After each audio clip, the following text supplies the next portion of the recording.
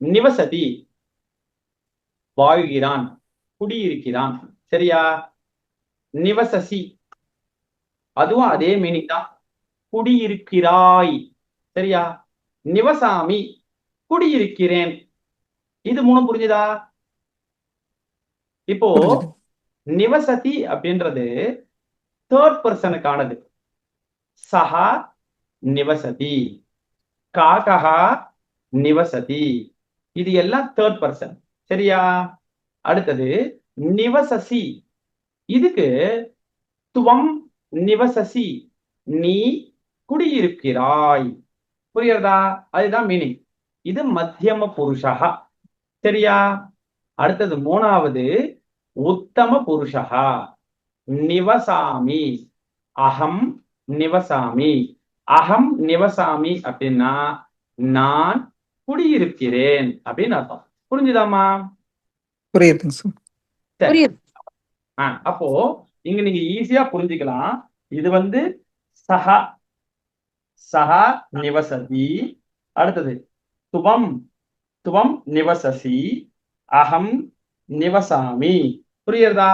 இது பாருங்க, புரியுது. சஹா நிவசதி, துவம் நிவசசி, அகம் நிவசாமி. சஹா நிவசதி, அவன் குடியிருக்கிறான். துவம் நிவசசி, நீ குடியிருக்கிறாய். அகம் நிவசாமி, நான் குடியிருக்கிறேன். புரியுறதா? புரியுறதா உங்களுக்கு? புரியுதுங்க சார். சரி, இப்ப நான் பேசும்போது வாய்ஸ் வந்து கேட்காம இருந்ததா? கேட்கறதா? கரெக்டா? கேக்குறது. சரி, வெரி குட். இப்போ இது மூணுத்துக்கும் பிரதம புருஷா, மத்தியம புருஷா, உத்தம புருஷா அப்படின்னு மூணு பேர் உண்டு. புரியுறதா? பிரதம புருஷான்றது மூன்றாவது நபரை பத்தியே சொல்லும். சரியா? தேர்ட் பர்சனை பத்தி தான் சொல்லும். அடுத்தது மத்தியம புருஷா, இரண்டாவது நபர், செகண்ட் பர்சன். சரியா? அடுத்தது உத்தம புருஷா, அது வந்து நம்மளை பத்தியே சொல்லும். புரியுறதா? அப்போ சஹா, ஏஷஹா, காகா, அஜஹா, இது எல்லாம் வந்து பிரதம புருஷா. சரியா? அடுத்தது அது நீங்களும் நானும் கிடையாது. இப்ப நான் காக்கஹான்னு சொல்றேன்னா அது ஒரு காகம், அது வேற எங்கேயோ இருக்கு, நீங்களும் இல்ல நானும் இல்ல.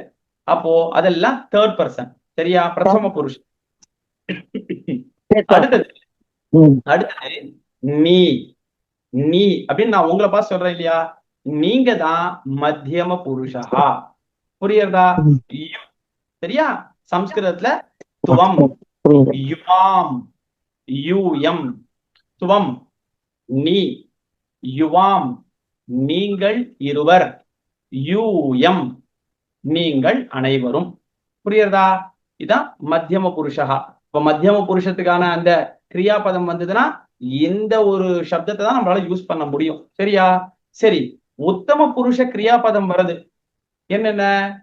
காதாமி, காதாவஹா, காதாமஹா, வசாமி, வசாவஹா, வசாமஹா, இது மாதிரி வருதுன்னா அப்போ அகம் வசாமி, ஆவாம் வசாவஹா, வயம் வசாமஹா. புரியுறதா?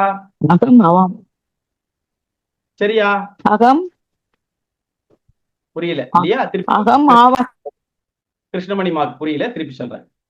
நல்லா புரிஞ்சுக்கோங்க. இத ஈஸியா புரிஞ்சுக்கணும் நீங்க. சரியா? இது ஒரு டேபிள் மாதிரி. இந்த டேபிள் வந்து நம்ம மேக்ஸ் ஃபார்முலா மாதிரின்னு வச்சுக்கோங்களேன். சரியா? சஹா வசதி, தௌ வசதஹா, தே வசந்தி. சரியா? துவம் வசசி, யுவாம் வசத்தஹ, யூயம் வசத்த, அகம் வசாமி, ஆவாம் வசாவஹ, வயம் வசாமஹ.